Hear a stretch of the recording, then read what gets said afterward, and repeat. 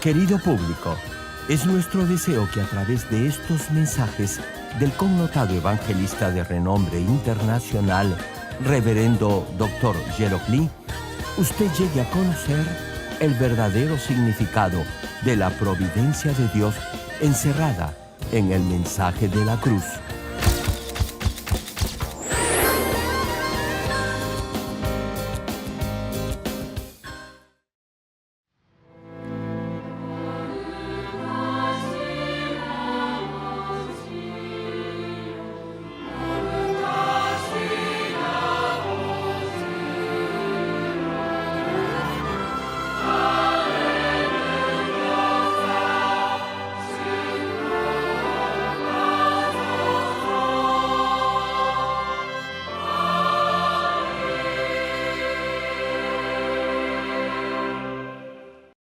El pasaje bíblico de hoy, Primera de Corintios capítulo 2, versículos 6 al 9. Sin embargo, hablamos sabiduría entre los que han alcanzado madurez, y sabiduría no de este siglo, ni de los príncipes de este siglo que perecen. Mas hablamos sabiduría de Dios en misterio, la sabiduría oculta, la cual Dios predestinó antes de los siglos para nuestra gloria, la que ninguno de los príncipes de este siglo conoció, porque si lo hubieran conocido, nunca habrían crucificado al Señor de gloria. Antes bien, como está escrito, cosas que ojo no vio, ni oído oyó, ni han subido en corazón de hombre, son las que Dios ha preparado para los que le aman.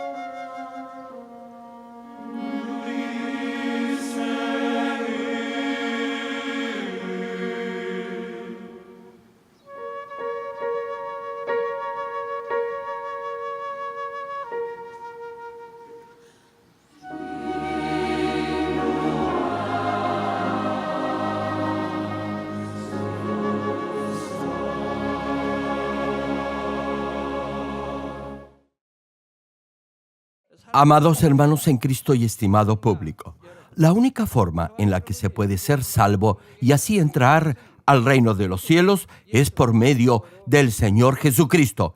No hay otro medio. Muchos cristianos predican el Evangelio afirmando que si uno cree en el Señor Jesús, será salvo. Pero en realidad no pueden explicar en forma clara la providencia de la salvación. No pueden explicar claramente por qué se es salvo creyendo en el Señor Jesús. Esta es la 9ª prédica de la serie El mensaje de la cruz, y hoy les compartiré la providencia de la salvación y por qué se es salvo cuando cree en el Señor Jesucristo. Antes del inicio de los tiempos, Dios ya había elaborado un plan para salvar a la humanidad que caería en manos del diablo y de Satanás y liberarla de la ley del pecado y de la muerte. Sin embargo, no fue hasta que llegó el tiempo determinado por Dios, es decir, hasta que Jesús fue crucificado y luego resucitara, que Dios mantuvo oculta esta providencia. Primera de Corintios capítulo 2 versículo 7 dice al respecto: mas hablamos sabiduría de Dios en misterio, la sabiduría oculta, la cual Dios predestinó antes de los siglos para nuestra gloria. Hermano, la pregunta es, ¿cuál es entonces este misterio o secreto? Espero que puedan entender claramente la sabiduría de Dios que ha estado oculta desde antes de los siglos. Oro en el nombre del Señor para que siempre puedan dar gracias y alabar a Dios por su sabiduría y amor. Estimado público, Adán y Eva comieron del árbol de la ciencia del bien y del mal porque la serpiente, instigada por Satanás, tentó a Eva. En el momento en que Adán y Eva consumaron su pecado, Dios profetizó sobre la salvación de la humanidad. Génesis capítulo 3, versículo 15 menciona al respecto: y pondré enemistad entre ti. Aquí Dios se está refiriendo a la serpiente. Continúa el pasaje: y la mujer, y entre tu simiente y la simiente suya. Esta te herirá en la cabeza y tú la herirás en el calcañar, es decir, en el talón.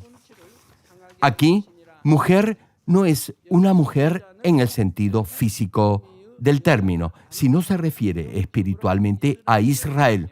La simiente o descendencia de la mujer representa a Jesucristo, quien saldría del pueblo de Israel. Asimismo, la primera parte de Apocalipsis capítulo 12, versículo 5, cita: y ella dio a luz un hijo varón, que regirá con vara de hierro a todas las naciones. Hermano, aquí se usa la expresión y ella dio a luz un hijo varón. En este pasaje, Dios declaró que la descendencia de la mujer, esto es, Jesús, heriría o aplastaría la cabeza de la serpiente. Herir a una serpiente en la cabeza resulta mortal para ella. Jesús, aplastando la cabeza de la serpiente, es la profecía de que destruiría la autoridad del diablo y de Satanás que incitaron a la serpiente. Además, Dios dijo: tú, refiriéndose a Satanás, prosigue el versículo, le herirás, indicando a Jesús, en el calcañar, esto es, en el talón. Si uno se lastima el talón, no podrá caminar y se caerá. Esta es la profecía que indica que Jesús sería crucificado al ser clavado en sus manos y pies. De igual forma, Dios ya había predicho que Jesucristo, quien destruiría la autoridad del diablo y salvaría a la humanidad, saldría del pueblo de Israel y también que sería crucificado por una conjura ideada por Satanás. No obstante, el diablo sabía que el Salvador vendría a través de Israel y que le despojaría de su autoridad. Por eso, trató de matar al Salvador que estaba por venir para no perder esa autoridad y gobernar para siempre este mundo. Estaba esperando al hijo de la simiente de la mujer que iba a nacer. Así, cuando un siervo de Dios aparecía, intentaba matarlo pensando que tal vez sería el Salvador. Por eso procuraba siempre matar a los profetas, discípulos y apóstoles, quienes manifestaban milagros y mostraban señales de Dios. Finalmente, hace más de 2000 años, Jesús nació en Israel, en la ciudad de Belén. El diablo trató de matar a Jesús instigando al rey Herodes, quien en ese tiempo gobernaba Israel. Satanás hizo que Herodes pensara que su trono estaba siendo amenazado por Jesús, quien había venido como rey de Israel. Por ello, el rey expidió una orden para matar a todos los niños varones menores de 2 años en Belén y en todos sus alrededores. Sin embargo, Jesús ya no estaba allí, porque un ángel de Dios había aparecido en sueños a José, quien era, de acuerdo a su genealogía, el padre de Jesús, e hizo que escaparan a Egipto. Incluso después de esto, el diablo intentó matar a Jesús por medio de gente malvada. Aquellos que tenían maldad en sus corazones fueron usados por el maligno para atentar contra la vida del Señor. Hermano, durante su ministerio, Jesús solo hizo lo bueno, sanó a los enfermos y predicó el evangelio del reino de los cielos. Aún así, hombres perversos como los fariseos y los sacerdotes tuvieron celos del Señor y procuraron matarlo usando artimañas o engaños. Pero Dios lo protegía y nadie podía dañarlo. Hermanos, Jesús se libró de situaciones muy peligrosas con gran sabiduría. No obstante, cuando el tiempo de la providencia de Dios llegó, Jesús fue arrestado y enfrentó la terrible muerte de la crucifixión. Todo, absolutamente todo, incluyendo la protección y el arresto del Señor, fue hecho dentro de la providencia de Dios. Queridos hermanos, el diablo pensó que al haber crucificado a la simiente de la mujer, que aplastaría la cabeza de la serpiente, mantendría para siempre su autoridad sobre el ser humano. Sin embargo, aquí es donde está la sabiduría de Dios. Podríamos decir que al matar al Señor Jesús, el diablo cayó en su propia trampa, se convirtió en instrumento para cumplir la providencia de Dios. ¿Qué quiero decir con esto? Que mató al Señor Jesús solo para deshacerse del Salvador. No obstante, de acuerdo a la ley espiritual que se menciona en Romanos capítulo 6, versículo 23, que establece que la paga del pecado es la muerte, el castigo de la muerte solo puede ser aplicado a los pecadores. En otras palabras, la pena de muerte no puede ser dada a quien no tiene pecado. Jesús no tenía pecado original ni había cometido pecado personal, por lo que no había razón alguna para matarlo. No tenía pecado original porque no era descendiente de Adán. Fue concebido por el Espíritu Santo y desde su nacimiento nunca violó ninguna ley y jamás cometió pecado alguno. Sin embargo, el diablo instigó a los perversos para que crucificaran al inocente Jesús y, como resultado de ello, violó la ley espiritual. Ahora bien, por infringir esta ley espiritual, el diablo tuvo que entregar al Señor la autoridad que le había sido dada por el pecado de Adán para gobernar sobre el hombre y la muerte. Jesús fue crucificado, pero como no tenía pecado, pudo destruir la autoridad sobre la muerte y resucitar. Asimismo, aquellos que llegan a ser uno con el Señor, creyendo en Él de corazón, pueden ser liberados de la autoridad del diablo y de la muerte y entrar en el reino de los cielos. Los que han muerto luego de haber recibido al Señor y aquellos que están unidos con Él tendrán un cuerpo resucitado cuando nuestro Señor regrese y gozarán por 7 años del banquete de las bodas del Cordero en el aire y tendrán vida eterna. La profecía de Dios referida a que la simiente de la mujer aplastaría la cabeza de la serpiente, se cumplió con toda exactitud. Al respecto, Romanos capítulo 5, versículo 18 y 19 señalan: así que, como por la transgresión de uno vino la condenación a todos los hombres, de la misma manera por la justicia de uno vino a todos los hombres la justificación de vida, porque así como por la desobediencia de un hombre los muchos fueron constituidos pecadores, así también por la obediencia de uno los muchos serán constituidos justos. Sí, hermano, por la obediencia de uno, es decir, de Jesús, los muchos, no todos, aceptarán al Señor como su Salvador y vivirán de acuerdo a la palabra de Dios. Hermanos y hermanas en Cristo, qué inmensa es la sabiduría de Dios, ¿verdad? Debido al pecado de Adán y Eva, ellos tuvieron que recibir el castigo de la muerte de acuerdo a la ley espiritual. Ya les expliqué por qué Dios puso el árbol de la ciencia del bien y del mal, sabiendo y conociendo que Adán iba a comer de él.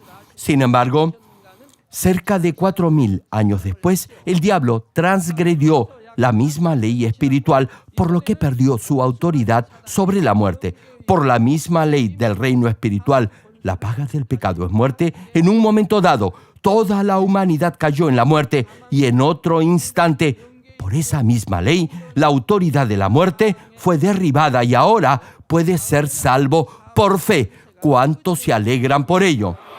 El diablo trató por todos los medios de mantener hasta el fin su autoridad, pero Dios previó ese plan y ya había preparado desde el principio la providencia de la salvación. Si el diablo hubiese conocido la providencia de la cruz, no hubiera complotado para matar al Señor Jesús. La escritura de hoy, en 1 Corintios capítulo 2, versículos 7 al 9, dice: mas hablamos sabiduría de Dios en misterio, la sabiduría oculta, la cual Dios predestinó antes de los siglos para nuestra gloria, la que ninguno de los príncipes de este siglo conoció, porque si lo hubieran conocido, nunca hubieran crucificado al Señor de gloria. Antes bien, como está escrito, cosas que ojo no vio, ni oído oyó, ni han subido en corazón de hombre, son las que Dios ha preparado para los que le aman. Este es el secreto oculto desde antes de los siglos. Si el diablo hubiese conocido este secreto, no hubiera crucificado al Señor Jesús y no se hubiera abierto la puerta de la salvación. Por eso se le llama la sabiduría oculta antes de los siglos. Dios mantuvo oculta su providencia hasta que se cumpliera completamente por medio de la cruz para que el diablo no lo supiera. Como Jesús, quien es uno con Dios, sabía de esta providencia, obedeció hasta la muerte y cumplió la providencia de la salvación. Efesios capítulo 2, versículo 8, menciona sobre el particular: porque por gracia sois salvos por medio de la fe, y esto no de vosotros, pues es don de Dios. Sí, hermano, su salvación es un don de Dios. No es salvo porque es bueno o inteligente. Es salvo por la gracia de Dios. Es un regalo del Todopoderoso. Y Romanos capítulo 10, versículo 10, cita al respecto: porque con el corazón se cree para justicia, pero con la boca se confiesa para salvación. En otras palabras, no debe tan solo tener una fe cultural, formal o religiosa, sino que debe creer con el corazón. Por eso, aquellos que creen con el corazón vivirán de acuerdo a la palabra de Dios, guardarán los mandamientos y andarán en la luz. Así serán justificados, desecharán lo que Dios dice que debe desechar, como despojarse de toda maldad.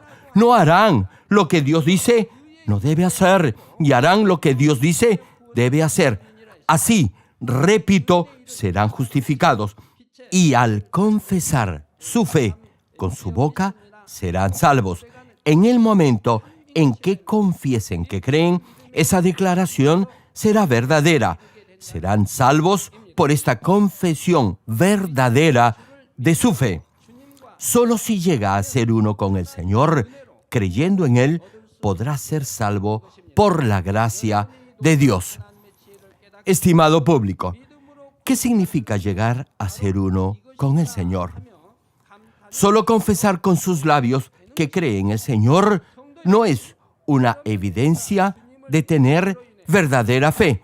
Tiene que creer y demostrar su fe con hechos, es decir, en su vida diaria. Si realmente sabe que Dios es amor, que es su Padre y que Jesús es su Salvador, entonces vivirá por la palabra de Dios. Esa es la prueba de su fe. Dios verá la evidencia de su fe, la aceptará y entonces podrá ser salvo. Jesús dijo en Juan capítulo 6, versículo 56, lo siguiente, y cita la Escritura: el que come mi carne y bebe mi sangre, en mí permanece, y yo en él. Y en Juan capítulo 17, versículo 21, agrega: para que todos sean uno como tú, oh Padre, en mí y yo en ti, que también ellos sean uno en nosotros, para que el mundo crea que tú me enviaste. Hermano, comer la carne y beber la sangre del Hijo del Hombre es guardar la palabra del Señor en nuestro corazón y ponerla en práctica. Si guarda la palabra del Señor y la pone en práctica, permanecerá en el Señor y el Señor permanecerá en usted. Por cierto, no es fácil guardar y practicar toda la palabra de Dios desde el momento en que acepta al Señor. Son pocos los que lo hacen inmediatamente después que aceptan al Señor como su Salvador. Pero si realmente quiere y procura hacerlo, Dios se lo contará como un acto de fe. Hermano, la forma en que llega a ser uno con el Señor es cambiando su corazón y asemejándose de esta manera a Él. Si en realidad cree en el Señor, definitivamente obedecerá y pondrá en práctica su palabra en su vida diaria. Procurará guardar mandamientos como ser santo, despojarse de todo pecado y de toda forma de maldad, ser honesto, veraz, servir a los demás, buscar el beneficio del otro y no el de usted, etc. Hermano, si la gente del mundo oye esto, pensará que todo esto es una locura, que no tiene sentido alguno. No obstante, Primera de Corintios capítulo 1, versículo 18 dice: porque la palabra de la cruz es locura a los que se pierden, pero a los que se salvan, esto es, a nosotros, es poder de Dios.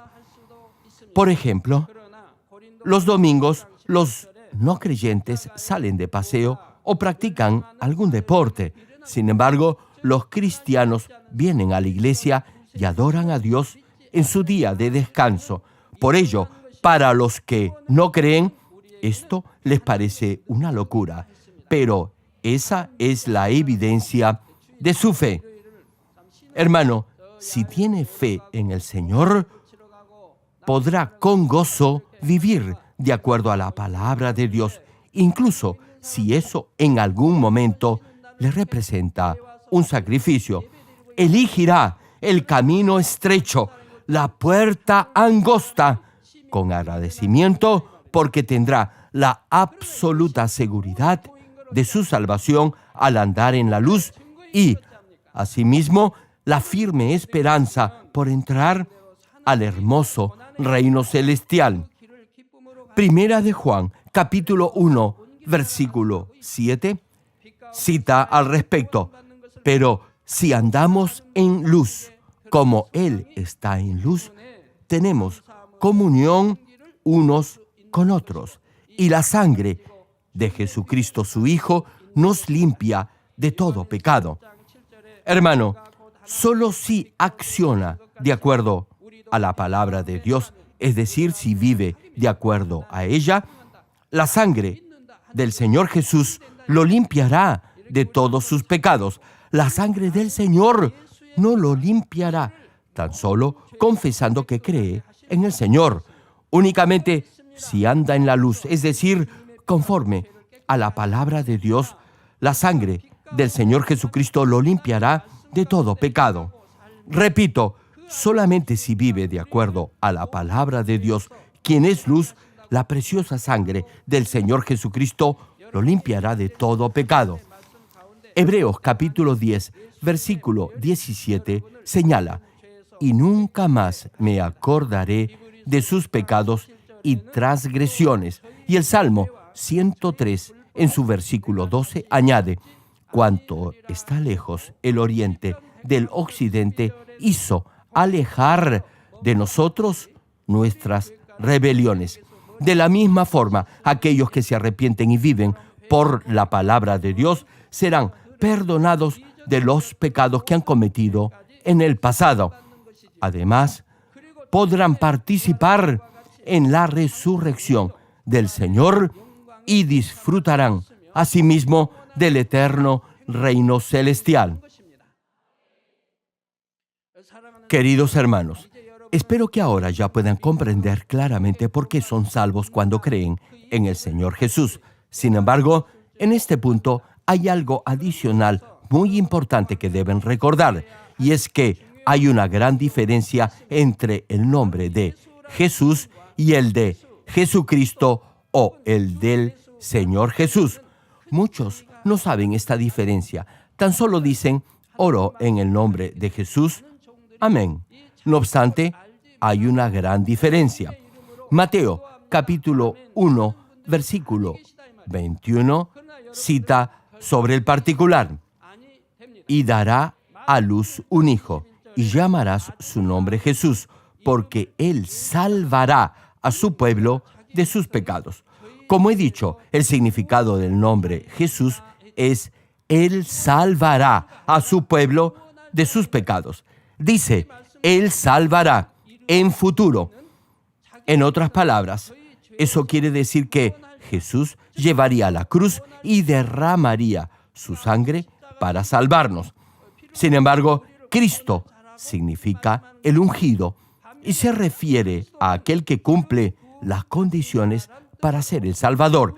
En griego es el Cristo y en hebreo es el Mesías. En español o coreano decimos el Señor o Salvador o solamente el Señor. Por tanto, cuando decimos el Señor Jesús o Jesucristo, el nombre lleva implícito el significado que Él ya salvó a su pueblo de sus pecados. La pregunta es: ¿cuándo se convirtió Jesús en el Salvador? Les doy la respuesta. Fue cuando destruyó la autoridad de la muerte y resucitó al tercer día luego de ser crucificado. Por tanto, el nombre de Jesús es usado antes de que llevara la cruz, y el nombre de Jesucristo lo usamos para referirnos al tiempo posterior a su resurrección.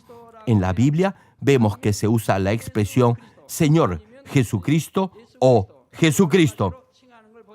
Por eso, luego de la resurrección del Señor, cuando los discípulos y los apóstoles oraban o predicaban el Evangelio, no decían solo Jesús, sino que añadían el Señor o el Cristo.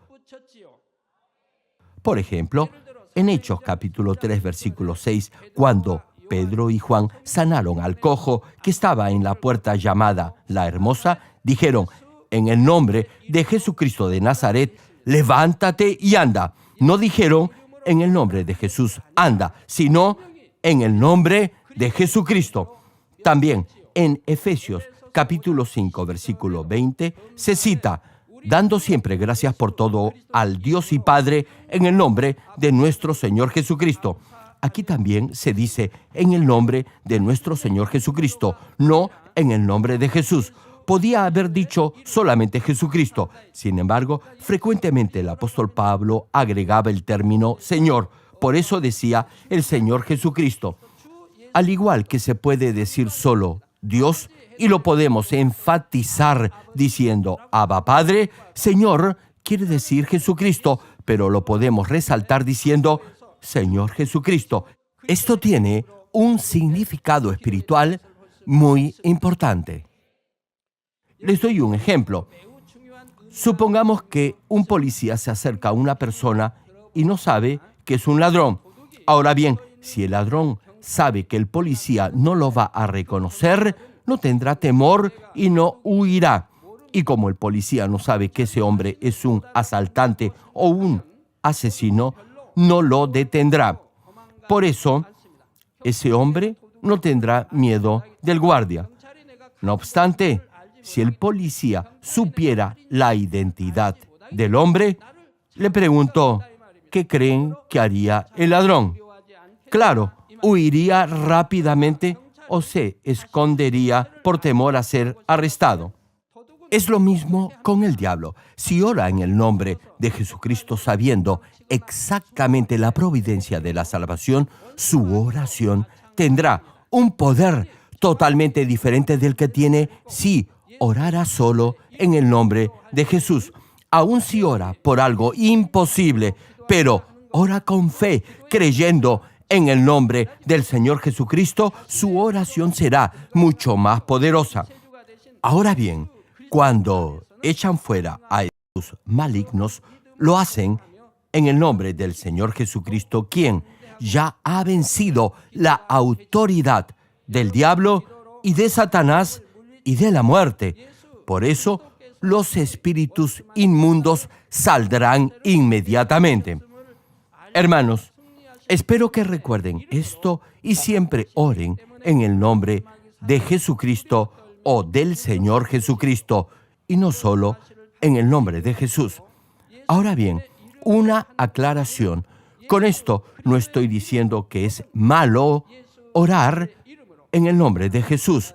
Por favor, no me malentienda ni tergiverse mis palabras. Algunos también oran en el nombre de Jesucristo de Nazaret. En Israel solían agregar de Nazaret porque Jesús había crecido allí. Sin embargo, en otros países no incluimos la expresión de Nazaret. Podemos tan solo orar en el nombre de Jesucristo o del Señor Jesucristo. Recuerden siempre esto.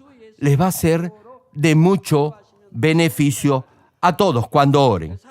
Hermanos, Apocalipsis capítulo 3, versículo 20 menciona, «He aquí, yo estoy a la puerta y llamo». Espiritualmente, la puerta se refiere a los pensamientos, es decir, el Señor está llamando desde la parte externa de nuestro corazón. Finaliza el pasaje. «Si alguno oye mi voz y abre la puerta, entraré a él y cenaré con él y él conmigo». Hermano, si abre la puerta de sus pensamientos, aceptará al Señor, y entonces el Señor y el Espíritu Santo entrarán en su corazón y usted cenará con Él. Será uno con Él, lo que quiere decir que comerá la palabra, esto es, la carne del Señor, y vivirá por fe. Por eso dice la Escritura, entraré a Él y cenaré con Él y Él conmigo. El Señor nos ha prometido que todo el que escucha su voz y abre la puerta estará con Él. Si alguno de ustedes aún no ha recibido al Señor como su Salvador, por favor, le ruego que abra la puerta de su corazón en este mismo instante. Acepte al Señor Jesús y reciba perdón por sus pecados. Para abrir la puerta de su corazón, primero debe de abrir la puerta de sus pensamientos. Cuando oiga la palabra de Dios, no debe obstinarse en mantener su propio criterio y forma de pensar, sino que debe recibir y aceptar la palabra de Dios. Espero que no dude pensando que no puede creer en Dios porque no lo puede ver, que no puede concebir que una virgen haya dado a luz a Jesús, ni que una persona muerta no puede volver a vivir. Le pido que solo reconozca que el poder de Dios va más allá del conocimiento y del pensamiento humano. Más aún, los miembros de nuestra iglesia han sido testigos y han experimentado ellos mismos infinidad de milagros, señales y prodigios. Han visto a los muertos volver a la vida, tal como está escrito en la Biblia. Han visto a los ciegos recobrar la vista, a los sordos volver a oír, a los cojos caminar, y han visto a los que padecían enfermedades terminales que han sido sanados por medio de una oración que ha trascendido el tiempo y el espacio. Tan solo observando el universo hay innumerables evidencias del Dios viviente. Viendo únicamente las obras del poder de Dios que han tenido lugar en esta iglesia y en otras iglesias cristianas, podrá fácilmente ver que lo que es imposible para el hombre es posible para Dios. Nada se puede comparar con la sabiduría y el poder de Dios. ¿Cuántos dicen amén? Hermano, deberá derribar todo argumento que le impida creer en Dios y reconocer con humildad que Dios es todopoderoso y que su palabra es la única verdad. Si acepta este hecho y abre su corazón, Dios le enviará el Espíritu Santo para que habite en usted. Hechos capítulo 2, versículo 38 señala: Pedro les dijo: arrepentíos y bautícese cada uno de vosotros en el nombre de Jesucristo para perdón de los pecados y recibiréis el don del Espíritu Santo. Hermanos, Dios nos ha dado la salvación como un regalo y nos ha dado también el Espíritu Santo como un don. Y Juan, capítulo 1, versículo 12 añade: mas a todos los que le recibieron, a los que creen en su nombre, les dio potestad de ser hechos hijos de Dios. Hermanos, si abre su corazón, se arrepiente y recibe el Espíritu Santo, Dios le dará una medida de fe por el obrar del mismo Espíritu Santo. También recibirá la fortaleza necesaria para vivir de acuerdo a la palabra de Dios. Hace poco sucedió algo referido a lo que estamos comentando. Tenemos 3 invitados del Perú en este servicio. Y cuando venían vía Los Ángeles, nos enteramos que habían partido 2 horas antes de lo programado. Por eso, de acuerdo al programa original, deberían haber llegado aquí a las 7:30 de la noche. Ahora bien, la comisión de bienvenida había planeado reunirse en la iglesia a las 5:30 para partir hacia el aeropuerto. Sin embargo, ese mismo día, estando yo reunido en mi domicilio con otros hermanos, el Espíritu Santo tocó mi corazón. Sentí que los invitados iban a llegar más temprano de lo esperado y se lo comuniqué al grupo de bienvenida para que saliera más temprano al aeropuerto. Envié un mensaje diciendo que sería mejor que se prepararan para salir más temprano con dirección al terminal aéreo, y así lo hicieron. No obstante, cuando estaba reuniéndome con otros hermanos de la iglesia, Dios nuevamente tocó mi corazón y me hizo saber que sería mejor que salieran aún más temprano. Así que pedí que informaran al comité de bienvenida que fueran aún más temprano al aeropuerto. Un poco más tarde recibimos la noticia que nuestros invitados habían salido de Los Ángeles 2 horas antes de lo planificado, por lo que otra vez tuvieron que cambiar de vuelo y llegaron 1 hora antes de lo previsto y finalmente arribaron al aeropuerto de Seúl cerca de las 4:30 de la tarde. Nuestro comité de bienvenida había planeado salir de la iglesia a las 5:30 para recibir a nuestros huéspedes a las 7:30, pero el avión llegó a las 4:30. Sin embargo, debido a la dirección del Espíritu Santo, les pude indicar que salieran al terminal aéreo con 3 horas de anticipación y así pudieron recibir a tiempo a nuestros invitados. Como Dios lo sabe todo, podemos ver que Él controla todo hasta el más mínimo detalle. Retomando la prédica. Repito, si abre su corazón, se arrepiente y recibe el Espíritu Santo, Dios le dará una medida de fe por el obrar del mismo Espíritu Santo.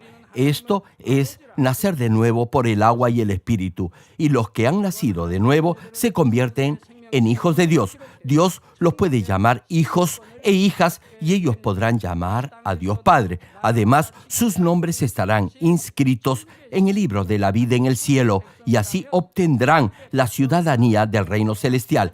Exactamente como hay leyes que debe cumplir en este mundo, los ciudadanos del reino celestial deberán obedecer las leyes del reino de los cielos, es decir, deberán guardar los mandamientos de Dios. Aun si declara que tiene fe en el Señor y ha recibido el Espíritu Santo, si continúa pecando y no vive por la palabra, el diablo lo acusará y hará que pase por pruebas y dificultades en su vida. Y si aún así continúa pecando, su nombre será borrado del libro de la vida y no entrará en el reino de los cielos. Solo si obedece las leyes del reino celestial, el diablo no lo podrá acusar, sino que Dios lo protegerá y bendecirá hasta que llegue al eterno reino de los cielos. Termino el mensaje. Amados hermanos en Cristo y estimado público, Hechos capítulo 16, versículo 31 señala: cree en el Señor Jesucristo y serás salvo tú y tu casa. Sí, mi hermano, Dios lleva a cabo todo el proceso de salvación por medio de la fe de acuerdo a su justicia. La providencia de la salvación fue hecha en oculto por la gracia de Dios y el amor del Señor, sin que nadie, absolutamente nadie, lo supiera. No obstante, ello no quiere decir que el diablo se ha dado por vencido y que ahora deja libre el camino para que todo ser humano sea salvo sin ningún problema. Más bien, ahora ha cambiado de estrategia y hace que las personas duden y no acepten al Señor Jesucristo como su Salvador personal, y además los tienta para que no vivan una buena, recta y correcta vida de fe. Desea arrastrarlos a la destrucción juntamente con él. En los no creyentes obra a través de sus pensamientos y pone en ellos dudas sobre la creación del ser humano, sobre los milagros, prodigios o señales, o por qué solamente creyendo en Jesús se puede ser salvo. También tienta a los que ya han aceptado al Señor como su Salvador, induciéndolos a pecar. Los induce a pensar que serán salvos tan solo invocando el nombre del Señor, aun si continúan practicando el pecado. Sin embargo, Primera de Corintios, capítulo 1, versículo 21, cita: pues ya que en la sabiduría de Dios el mundo no conoció a Dios, mediante la sabiduría agradó a Dios salvar a los creyentes por la locura de la predicación. Una pregunta: ¿acaso Dios no puede salvar a todos? Claro que sí puede. Si escribiera en el cielo con letras de fuego: cree en el Señor Jesús o no serán salvos. Hay un cielo y un infierno. Dios está vivo. Y si no aceptan a Jesucristo como su Salvador, todos irán al infierno. Hermanos, tan solo imaginen que Dios hubiese escrito esto en el cielo. Todos aceptarían al Señor únicamente por temor. No obstante, esa no es la voluntad de Dios. Su voluntad no es forzar ni obligar a alguien a ser salvo. Dios está buscando a quienes por voluntad propia abran sus corazones y acepten al Señor Jesús como su Salvador y así amen a Dios. Desea obtener verdaderos hijos. No desea que crean en Él por obligación. Por eso no obliga a creer en el Señor. Aun cuando parezca algo extraño, permite que prediquemos la palabra para que las almas abran sus corazones, acepten al Señor y vivan una verdadera vida cristiana. Dios desea esta clase de hijos. Dios busca a aquellos que con un corazón dispuesto y bondadoso oigan el Evangelio. Por eso, hasta hoy, infinidad de almas han sido salvos por fe. Espero que aquellos que estén oyendo este mensaje crean en Jesucristo, quien nos ha dado esta invalorable salvación por su extraordinario amor, y lo acepten como su Salvador personal. Oro en el nombre del Señor para que todos puedan participar de la gloria de la resurrección con el Señor resucitado, y así disfruten de gozo y felicidad en el eterno reino de los cielos.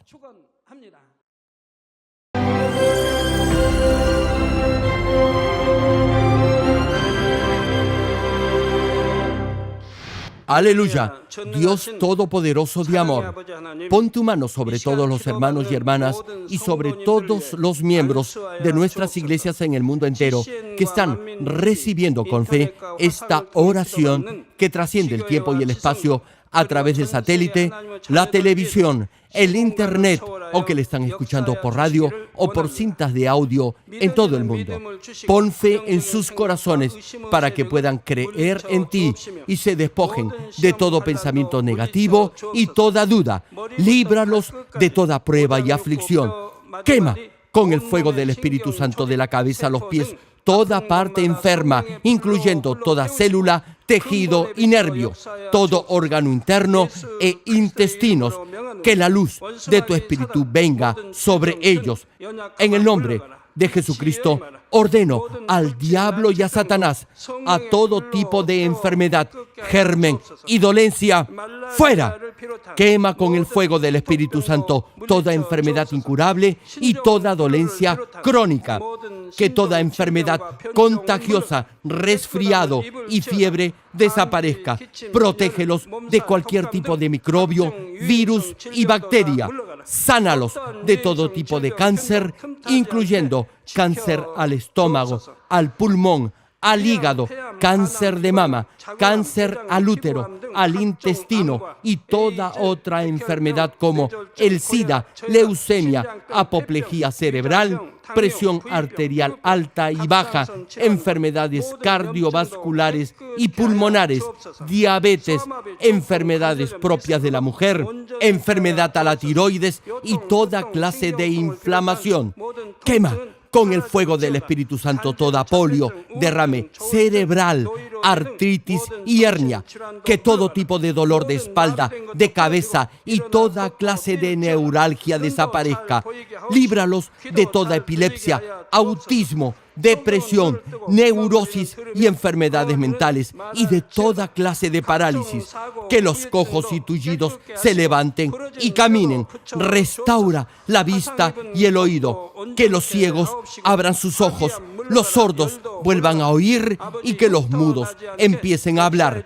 Líbralos de todo tipo de accidente. Restaura los huesos rotos. Sana toda quemadura.